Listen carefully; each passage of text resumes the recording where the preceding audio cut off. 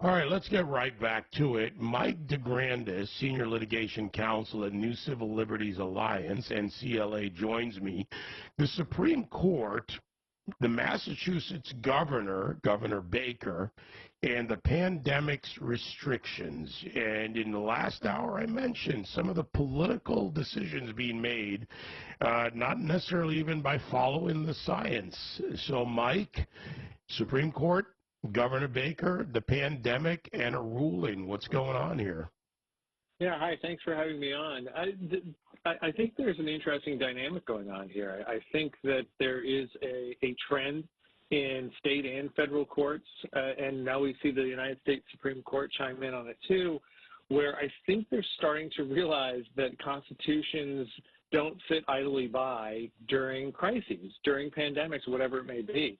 In the case of the United States Supreme Court, they just recently decided a case of Diocese of Brooklyn versus Governor Cuomo. Governor Cuomo had issued an executive order that limited church capacity to hard numbers. If you're in a red zone, up to 10 people, you're in an orange zone, up to 25 people, and that didn't matter what size your church or synagogue was either.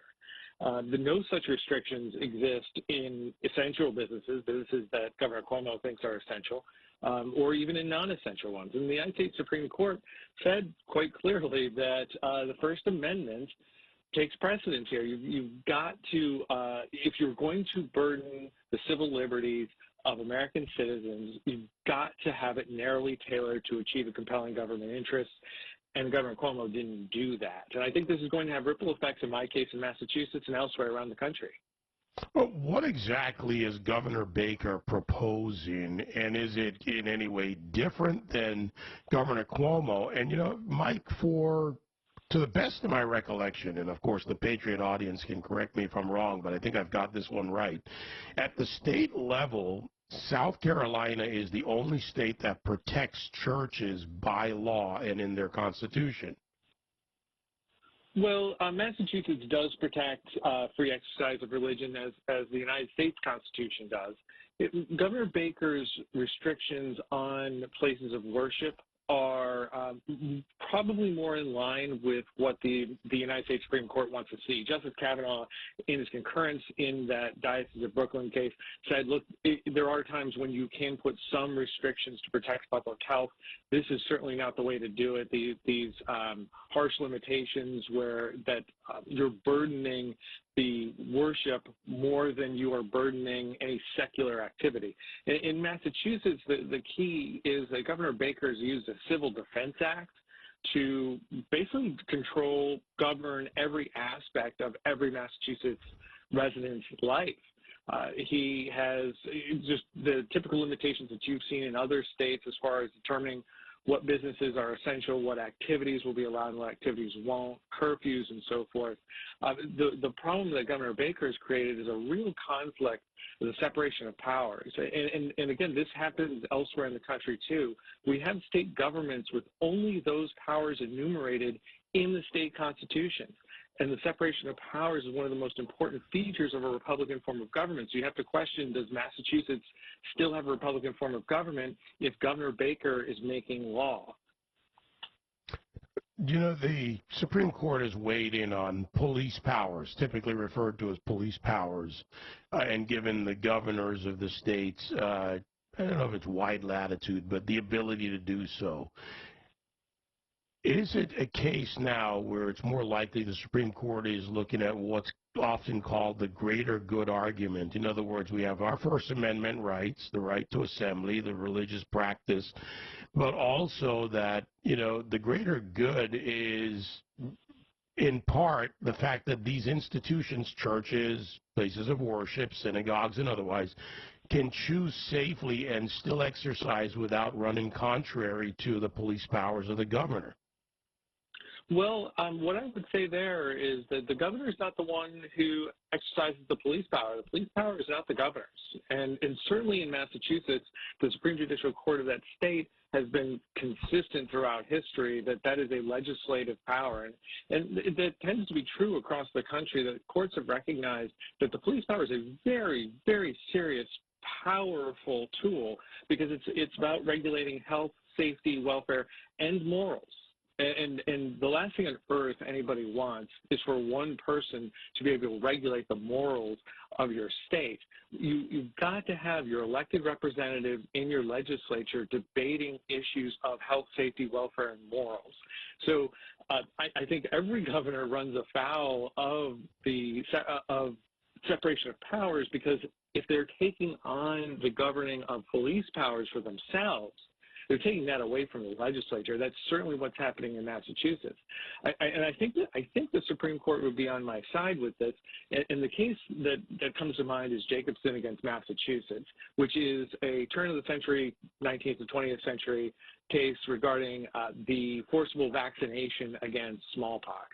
Justice Gorsuch, in his concurrence in the Diocese of Brooklyn case, he called it a relatively modest opinion, and I think it's relatively modest because it wasn't about a governor using the police power. It was about the legislature using the police power, and we could go into details if you care to. But I think it's we must, distinction here, because I want that distinction from a legal expert. I've talked about it, but please go ahead. Oh, I think that the Supreme Court would not defer to a governor's use of police power, but I think the Supreme Court would give a lot more leeway to a state legislature's use of the police power. Got it. Well, again, details matter. That's what we're here to do, make sure that the details are out there. And my guest, by the way, is Mike DeGrandis, Senior Litigation Counsel at New Civil Liberties Alliance. You ought to check out their website. You guys have been on the forefront of a number of battles there at NCLA, including bump stocks, the ATF, have they exceeded legal authority? Broadly, when we talk about civil liberties, just even away from Governor Baker, how do you assess where we are today? I know it's a complex landscape, and of course you throw in the elements of federalism versus what I call sometimes an overweight federal government, the arm and weight of that government coming down. How do you see our civil liberty landscape right now, Mike?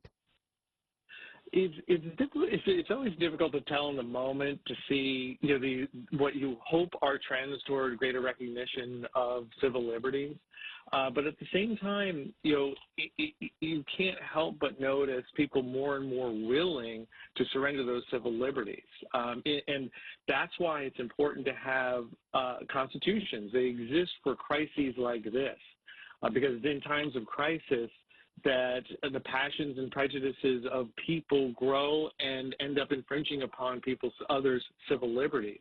And that's the whole point of a constitution, is to protect us from that.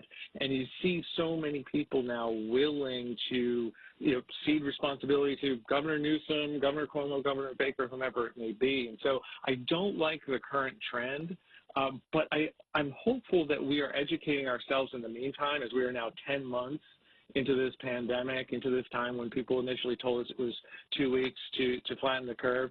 And I hope when we come out of this, we'll have a greater appreciation for our civil liberties. Right now, it doesn't look good, but I really believe that we're going to learn a lot from this. In a good way, do we need to have more of that revolutionary spirit? We don't need Massachusetts 54th again to come out and fight against an enemy, but the people around this country are starting to stand up. In California, they're planning days of I forget what the exact term was, but to go out in Sacramento and other areas and protest Newsom's shutdown in front of Max, I think it's a deli in New York. They were out on the street by the hundreds. Owners are willing to be arrested to make their point, or maybe not willing to be arrested, but they will be arrested and will go down that route if they have to. So are people getting that, that early Boston Tea Party spirit back? Well, I certainly hope so. I think that the success of America for so many decades has left us, like most empires that have collapsed in the past, left us happy, fat, well off, nothing to worry about.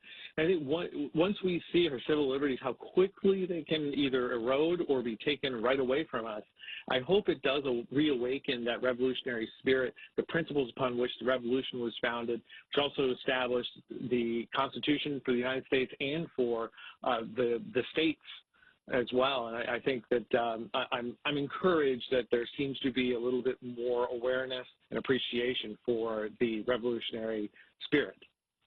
Michael DeGrandis with the New Civil Liberties Alliance, their website, nclalegal.org. There will be much more litigation to be discussed, Mike. It's just the environment we're in. Thanks for the call. Thanks for joining me. Thank you very much for having me.